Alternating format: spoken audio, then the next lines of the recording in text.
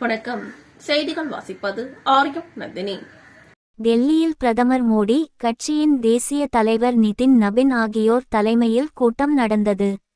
இந்த கூட்டத்தில் முதல்வர் ரங்கசாமி விதித்த நிபந்தனைகள் குறித்து பேசப்பட்டது.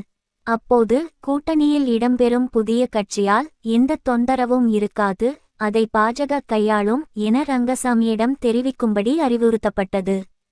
இதைத் தொடர்ந்து இன்று காலை தனி விமானத்தில் மத்திய அமைச்சர் மன்சுக் மாண்டவியா தலைமையில் டெல்லி சென்ற குழுவினர் புதுவைக்கு புறப்பட்டனர்.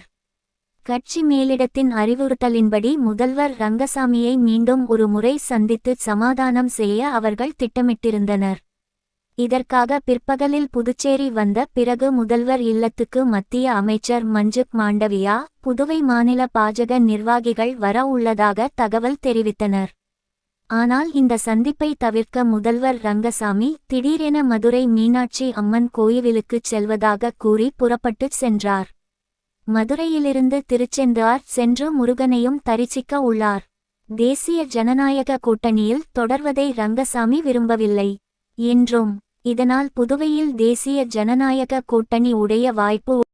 இத்துடன் செய்திகள் முடிவடைந்தன. இனி செய்திகள் நாளை தொடரும். உங்களிடமிருந்து விடைபெறும் மனித உரிமைகள் மீட்பு செய்தியாளர் ஆரியம் நந்தினி. செய்திகளை உடனுக்குடன் தெரிந்து கொள்ள மனித உரிமைகள் மீட்பு சேனலை சப்ஸ்கிரைப் பண்ணவும், பெல் ஐகான் கிளிக் பண்ணி ஆல் கிளிக் பண்ணவும். நன்றி, வணக்கம்.